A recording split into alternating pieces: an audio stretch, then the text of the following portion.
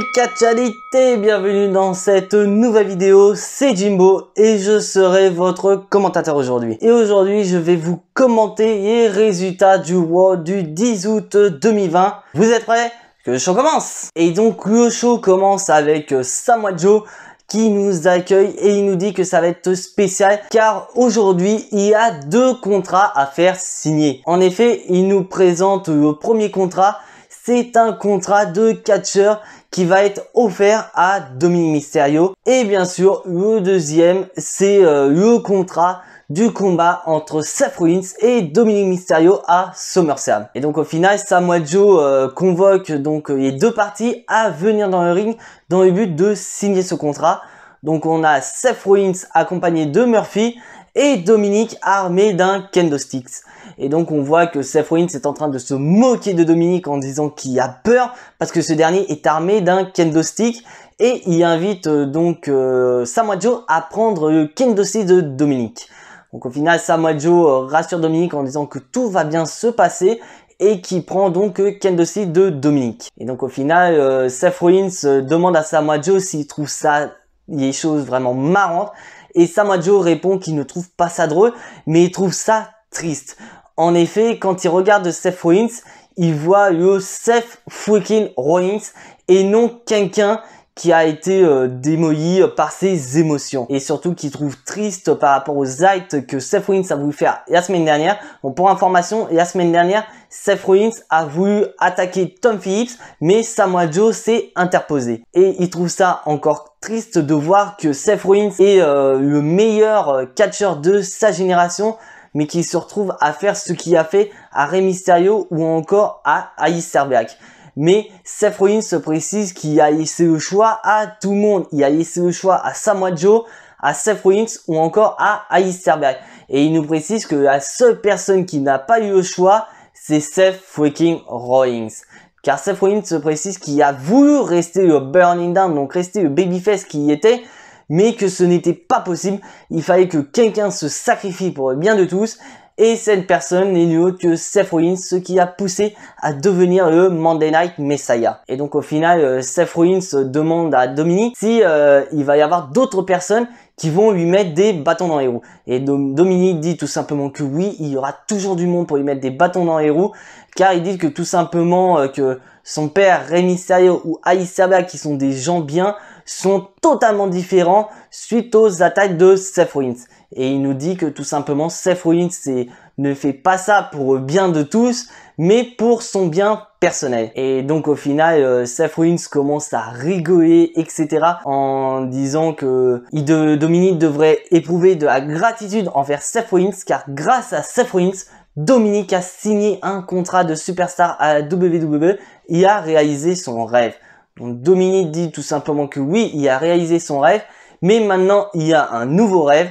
Et ce rêve est de botter le cul de Seth Rollins lors de SummerSlam. Et donc on voit que Seth Rollins commence à rigoler et il dit que Dominic ne tiendra pas 10 secondes face à Seth Rollins parce que comme a dit Samoa Joe, Seth Rollins est le meilleur catcheur de sa génération. Mais Seth Rollins, tellement il est confiant, il fait une faveur à Dominic. En effet, il autorise Dominic à venir avec son kendo sticks et avec toutes sortes d'armes du même genre. Donc on a les 2 parties qui signent le contrat, donc ça y est, on aura Seth Rollins contre Dominic à SummerSlam et Dominic devient officiellement un catcheur de la WWE. Donc après la signature de ces contrats, Seth Rollins demande à Dominic de quitter le ring car Seth Rollins a un match face à Humberto Carrillo. Et Seth Rollins conseille Dominic de prendre des notes durant le match car ce qui va se passer à Humberto Carrillo lui arrivera la même chose lors de SummerSlam. Et donc on passe au premier match de la soirée, Seth Rollins face à Humberto Carrillo. Donc le match n'a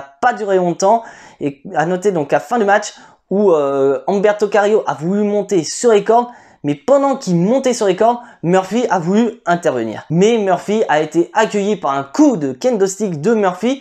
Donc Humberto Carrillo a voulu faire son saut de la 3e corde, mais il a été contré par Seth Rollins qui lui a apporté un super kick, un powerbomb et un stomp pour le compte de 3. Donc vainqueur de ce match, le Monday Night Messiah, Seth Rollins. Et donc après le match, on a Seth Rollins et Dominic qui se sont croisés du regard, mais Murphy a attaqué Dominic dans le dos et bien sûr à 2 contre 1, Dominic n'avait aucune chance. Et on voit que Seth Rollins commence à s'acharner sur Dominic avec Kendo Stick qui avait apporté Dominic et Murphy et Seth Rollins placent Dominic à la manière d'André le Géant. C'est-à-dire qu'ils ont coincé Dominic avec la 2e et la 3e corde. Et pendant que Seth Rollins était en train de tabasser Dominic avec une Kendo Stick, il regarde le caméraman en s'adressant à Rey Mysterio. Et on voit que peu de temps après, Seth Rollins ordonne à Murphy d'aller chercher un Kendo Stick pour que Seth Rollins et Murphy se déchaînent totalement sur Dominic. Et on voit que Murphy s'acharne sur le dos de Dominic et Seth Rollins s'acharne sur le ventre de Dominic. Et donc Seth Rollins a voulu en finir avec un stomp, mais Dominic avait tellement pris qu'il s'est écrouillé. Et on voit que Seth Rollins est donc mort de rire et il quitte le ring avec Murphy qui sont en train de célébrer leur victoire. Et donc là, les commentateurs nous présentent une vidéo rapide de ce que a fait le clan Rétribution durant toute la semaine dernière. Donc c'est-à-dire leur passage à Raw où ils ont démoli un générateur électrique et leur passage à SmackDown où ils ont totalement démoli un ring. Et donc là, on passe au prochain segment où on a Zelina Vega habillée en tenue de catcheuse, ce qui est quand même assez rare parce que la dernière fois qu'on l'a vu catcher, c'était au lendemain de WrestleMania 36 où son équipe, dont c'était Austin Theory, Angel Garza et Zelina Vega contre les Street Profits et Bianca Belair. Donc Zelina Vega prend le micro pour répondre aux accusations de Bianca Belair. Parce qu'en effet, la semaine dernière, on avait 2 matchs, donc les Street Profits contre Andrade et Angel Garza, dont chaque membre devait s'affronter. Et pendant les 2 matchs, Montez Ford a fait deux fois où il est tombé dans les pommes. Et donc, après consultation du médecin, on a constaté que Montez Ford a été empoisonné. Et au final, Bianca Belair a accusé Zelina Vega d'être responsable de l'empoisonnement de Montez Ford. Et donc, au final, Zelina Vega répond de ces accusations avec la présomption d'innocence. Et donc, on passe au 2e match de la soirée, Angelo Dawkins face à Andrade. Et on voit que durant le match, on a Zelina Vega qui tente de distraire Angelo Dawkins, mais on a Bianca Belair qui s'occupe de Zelina Vega. Et donc suite à cela, Angelo Dawkins a porté son Spinebuster pour le compte de 3. Donc vainqueur de ce match, Angelo Dawkins. Et on enchaîne aussitôt au 3e match de la soirée, Bianca Belair face à Zelina Vega. Donc franchement, je suis assez surpris de voir Zelina Vega aussi bien catcher. Donc ça prouve qu'elle est aussi bien avec le micro que dans le ring. Et elle a posé quand même des bâtons dans les roues à Bianca Belair. Mais ça n'a pas empêché à Bianca Belair de porter son KOD, donc sa prise de finition sur Zelina Vega pour le compte de 3. Donc gagnante de ce match, Bianca Belair. Et juste après, donc on a Bianca Belair qui est interviewée par rapport au fait que Montez Ford a été empoisonné. Et donc Bianca Belair dit tout simplement que c'est la faute de Zelina Vega et qu'elle va tout simplement le payer. Et Angelo Dawkins prend le micro et dit aussi que dans 2 semaines, on aura SummerSlam, donc on aura le match de championnat pour les titres de Raw entre les Street Profits, Angel Garza et Andrade. Et il envoie un avertissement en disant que dans 2 semaines, Montez Ford sera en forme et grâce à ça, les Street Profits repartiront champions par équipe. Donc là, on passe au nouvel épisode du VIP Range accompagné par MVP, Bobby Lashley et Shelton Benjamin, le Hurt Business. Donc MVP nous présente cet épisode comme un épisode différent des autres car cette fois-ci, il n'y a rien à fêter. Et donc MVP nous sort les histoires de conspiration que durant le match, il y a eu donc des effets de lumière, donc les lumières qui se sont éteintes, ce qui a permis à Apollo Crews de battre MVP et de devenir champion des États-Unis. Et donc MVP sort donc des excuses à droite et gauche en disant que Apollo Crews ne l'a pas battu, c'est les lumières qui ont battu MVP. Et que au final Apollo Crews n'est également pas le champion des États-Unis. Et donc là Apollo Crews arrive pour confronter MVP en disant que voilà MVP est un mauvais perdant. Il cherche des excuses pour cacher le fait que Apollo Crews lui a réveillé les épaules et qui a remporté le titre des États-Unis que MVP a payé. Et donc là, MVP dit que MVP était là au début pas pour confronter Apollo Crews, mais pour l'aider. Et qu'au final, Apollo Crews ne fait que de prendre de mauvaises décisions, comme le fait de venir tout seul alors qu'il y a 3 hommes en face de lui.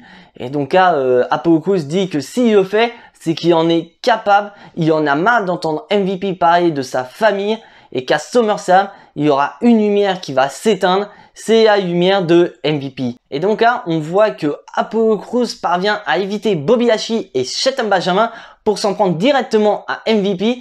MVP parvient à prendre la fuite et Apollo Crews prend un des sofas, donc un des canapés du VIP Lounge pour le balancer au Hurt Business. Ce qui amène à notre 4e match de la soirée, Apollo Crews face à Shelton Benjamin. Donc je tiens à préciser que le match n'est en aucun cas pour le titre et on voit que durant le match, MVP et Bobby Lashley ont tenté d'attaquer psychologiquement Apollo Crews quand ce dernier s'est trouvé à l'extérieur du ring. Et on voit qu'à la fin du match, Apollo Crews s'est débarrassé de Bobby Lashley, ce qui a permis à Shelton Benjamin de faire un roll-up pour le compte de 3.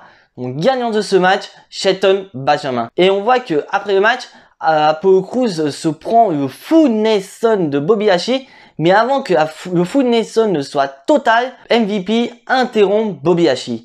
Car comme vous le savez, lors du segment qu'on a eu à Ishtumuz, Apollo Crews ne s'est pas présenté sous prétexte que ce dernier a subi le Full Nelson de Bobby Lashley. Donc MVP ne veut pas que cela se reproduise, il veut que Apollo Crews soit en pleine forme pour leur match à SummerSlam. Il ne veut pas que Bobby Lashley porte sa Full Nelson pour que Apollo Crews soit encore absent des rings et qu'il puisse rater SummerSlam. Mais on voit que Apollo Crews, dès qu'il s'est dégagé, a porté un kick sur MVP et il a pu éviter Shelton Benjamin et Bobby Lashley pour prendre la fuite. Donc là, les commentateurs nous présentent une vidéo où on voit les membres de Rétribution avec des blocs de béton qui vont balancer sur les portes du Performance Center. Donc je tiens à préciser qu'on ne sait toujours pas qui sont les membres de Rétribution. Et donc là, on passe en coulisses avec Sarah qui nous accueille en compagnie de la revenante Mickie James. En effet, Mickie James avait annoncé sur les réseaux sociaux qu'elle allait revenir lors de Raw et qu'elle dit que tout simplement elle est là pour donner du rythme dans les vestiaires. Et elle dit que si les autres superstars féminines pensent qu'elle est revenue sans avoir un objectif en tête, elles ont tout à fait tort. Et là, on voit donc Lana et Natalya qui viennent confronter Mickie James en disant comment elle peut dominer le vestiaire des filles sans avoir TikTok. Et donc au final, certes, elles disent que Mickie James est une très grande catcheuse, mais Natalya est encore meilleure. Et donc Mickie James dit qu'en effet que Natalya est une grande catcheuse, mais qu'elle est grande catcheuse grâce à sa famille. Et donc Mickie James donne rendez-vous à Lana et à Natalya la semaine prochaine. Et donc là, on passe aussitôt en coulisses avec Ivar des Viking Raiders accompagné de Demi de Bashor. Et on voit que Eric, Cedric Alexander et Ricochet viennent de trouver Ivar et demandent où est-ce qu'il était. Et on voit que Demi commence à dire oui, on était en train de discuter parce que en effet, ils étaient en train de parler dans des fameuses matchs qu'ils ont eu avec les Street Profits, donc les matchs de basketball, etc.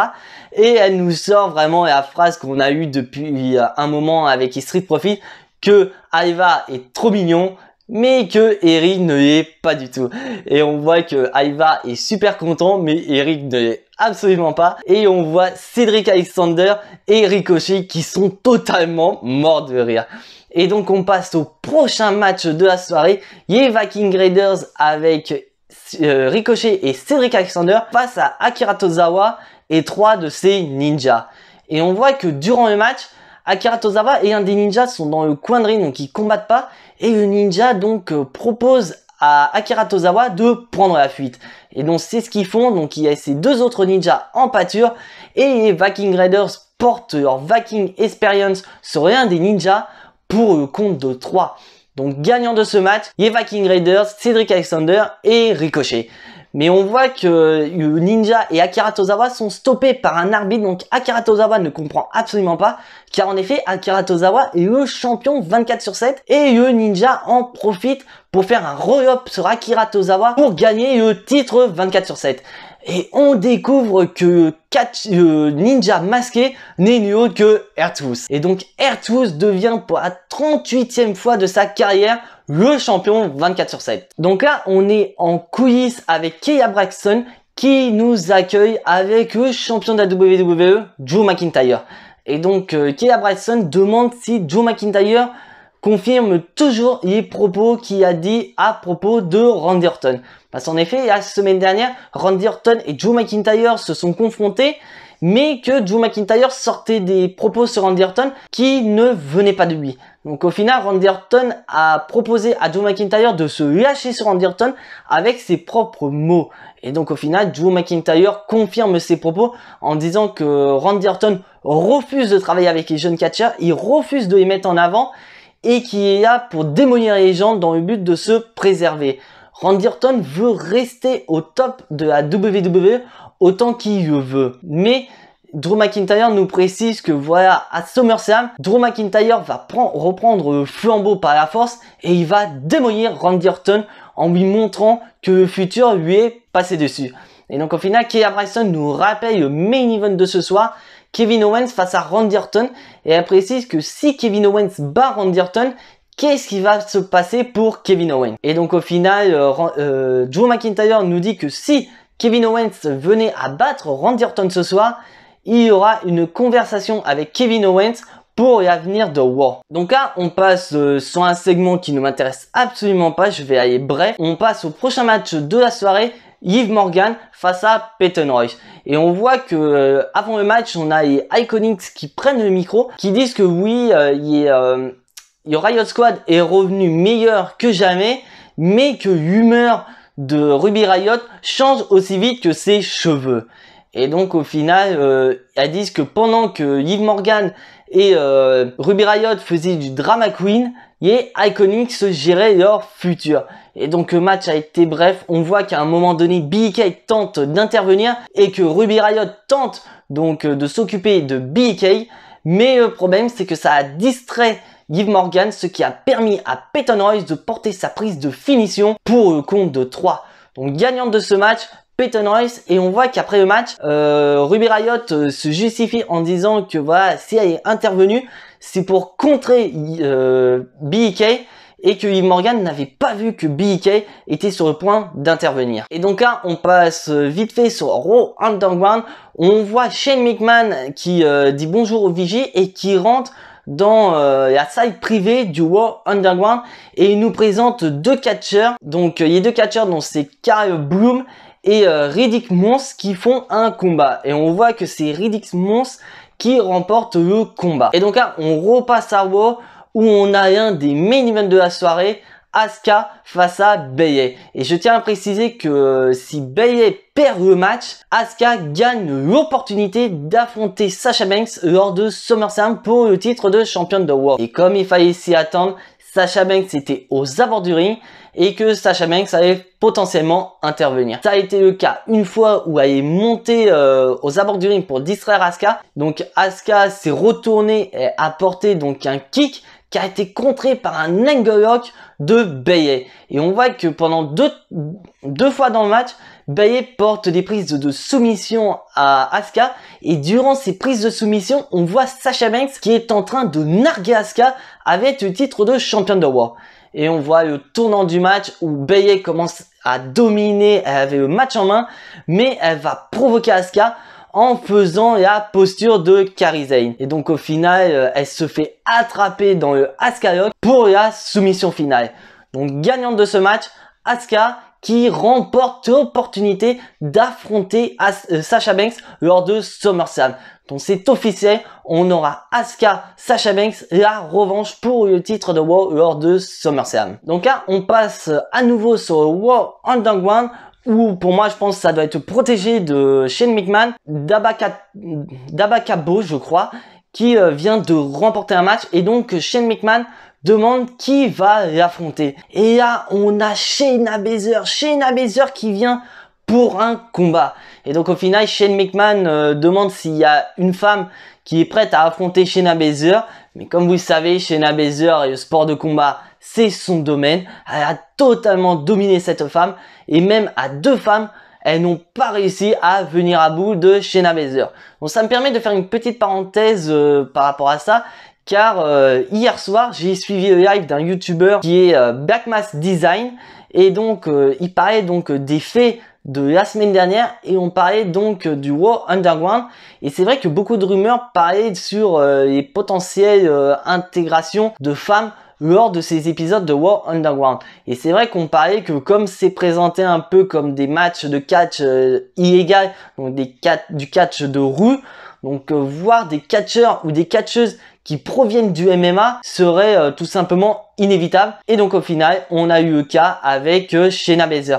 Donc pour tous ceux qui veulent revoir le live de Black Mass Design, je vous mets le lien de sa chaîne en description. Et donc là, on nous présente une vidéo où on voit Rétribution attaquer une voiture. Donc je tiens à préciser qu'on ne sait pas du tout c'est à qui. Et comme je l'ai dit précédemment, on ne sait toujours pas qui sont les membres de Rétribution. Et c'est vrai que beaucoup de rumeurs circulent sur les réseaux sociaux, car en effet, ça me fait extrêmement peur de l'avenir de Rétribution, parce que apparemment, la WWE aurait lancé le clan Rétribution sans savoir quel membre allait intégrer ce nouveau clan. Donc c'est vrai que beaucoup de noms circulent. La WWE n'a toujours pas divulgué ne serait-ce qu'un nom. La seule chose qu'on sait, c'est que ce sont 5 personnes, pardon, et ce sont 3 catcheuses et 2 catcheuses. Et parmi les 3 catcheurs, il y en a un qui est afro-américain. Ce sont les seules informations qu'on a à notre disposition, aucun nom. Et les seuls noms qu'on a, ce sont les noms que les fans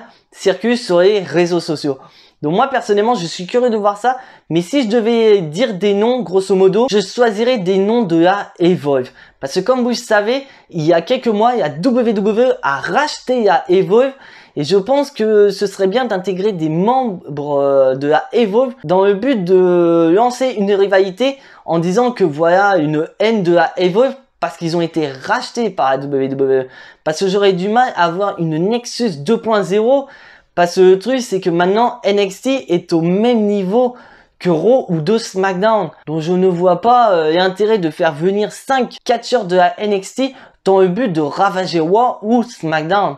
Donc pour moi, ce serait plus l'idée de la Evolve. Donc dites-moi en commentaire ce que vous en pensez. Mais après, je vais pas dire de nom, je n'ai aucune idée. C'est j'ai peut-être des noms dans ma tête, mais je préfère mieux garder la petite surprise. Et donc là, on passe au main event de la soirée. Kevin Owens face à Randy Orton. Et je ne vous cache pas que j'étais très surpris de ce match. J'ai trouvé que c'était un excellent match, un très bon main event qui s'est terminé avec Kevin Owens qui se met en position de Randy Orton, donc mode vipère, pour tenter un stunner. Mais Randy Orton parvient à le repousser et porte son RKO pour le compte de 3. Donc vainqueur de ce match, il y a vipère, Randy Orton. Et on voit qu'il célèbre avec Ric Flair et pendant que Ric Flair s'apprête à descendre du ring, Randy Orton prend le micro et demande à Ric Flair de rester. Il y a une faveur à demander à Ric Flair et il lui demande de rester afin qu'il puisse discuter et célébrer la victoire de Randy Orton. Et donc là, Randy Orton a le micro et il dit, est-ce qu'il doit se fâcher contre Ric Flair? Il dit que non, il ne peut pas être en colère contre Ric Flair, bien que le combat contre Kevin Owens n'était absolument pas nécessaire. Car il nous précise que si Randy Orton a affronté Kevin Owens ce soir, c'est parce que l'ego de Ric Flair en a pris un coup. Et que au final, voilà, il ne peut pas être en colère contre Ric Flair, car il nous précise que c'est Ric Flair qui pousse grosso modo Randy Orton à rester dans le ring après 20 ans à la fédération. Et il nous rappelle qu'en 2003, Randy Orton avait 22 ans, il touchait le fond et que c'est Ric Flair qui a attrapé. Et bien sûr, il nous rappelle que Ric Flair est le plus grand salaud du jeu, que c'est Ric Flair qui lui a tout appris et que Randy Orton ne peut qu'aimer, que respecter le Nature Boy Ric Flair. Mais il nous précise qu'aujourd'hui ce n'est plus le cas, il ne respecte plus, il n'aime plus le Nature Boy Ric Flair. Il dit que maintenant Ric Flair n'est qu'un poids mort pour lui, il retarde dans sa carrière. Et il dit qu'il comprend pourquoi Ric Flair est aux côtés de Randy Orton. Il nous dit que Ric Flair est aux côtés d'Orton car il voit en Randy Orton le fils que Ric Flair voulait avoir. Et que maintenant le Ric Flair d'avant n'existe plus, que maintenant c'est un Ric Flair qui vit grâce à un stimulateur cardiaque et que c'est un Ric Flair qui fait que des comas. Et on voit que Ric Flair est sur le point de pleurer, donc Orton lui dit vas-y pleure, de toute façon tu sais faire que ça, tu n'es bon que dans ce domaine. Et donc Ric Flair prend le micro et demande à Orton s'il a terminé, que ça devient personnel, qu'il a écouté, et il dit que tout simplement il aime Randy Orton. Il est pour lui le plus grand catcheur de tout le business, qu'il a été choisi par Ric Flair pour que Orton batte son record. Il précise bien son record, pas le record de John Cena. Mais la seule chose qu'il veut, c'est l'approbation d'Orton. Car Ric Flair veut être présent quand Orton remportera son 14e, son 15e titre, 16e et 17e titre. Et il aime Randy Orton, il veut être avec lui. Et on voit un câlin entre Randy Orton et Ric Flair. Mais Orton sort un low blow, donc il remonte les boules à papa de Ric Flair et on voit que Randy Orton se positionne pour un pod kick. Mais on voit que pendant que Orton se prépare pour un pod kick, on a des effets de lumière et au moment où Orton porte le pod kick sur Ric Flair, les lumières s'éteignent. Et dès que les lumières se sont allumées, on a vu Ric Flair par terre démoli et on voit que Orton chuchote quelques mots à Ric Flair. Et donc là, on a Drew McIntyre qui arrive, mais Randy Orton prend la fuite et on voit un duel de regard à distance entre Randy Orton et Drew McIntyre. Et le show se termine avec Drew McIntyre qui insulte Randy Orton par rapport à ce qu'il a fait. Il insulte de fils de la plage et lui dit qu'à SummerSlam, il va le démolir. Et voilà, cette vidéo touche à sa fin. Comme d'habitude, abonnez-vous à la chaîne si ce n'est pas le cas. Lâchez le petit pouce bleu qui fait plaisir à la chaîne et activez la petite cloche pour être notifié des prochaines vidéos. Et puis, comme toujours, soyez fiers d'être fan de catch. Et à suite au prochain épisode. C'était Jimbo. Ciao, bye bye.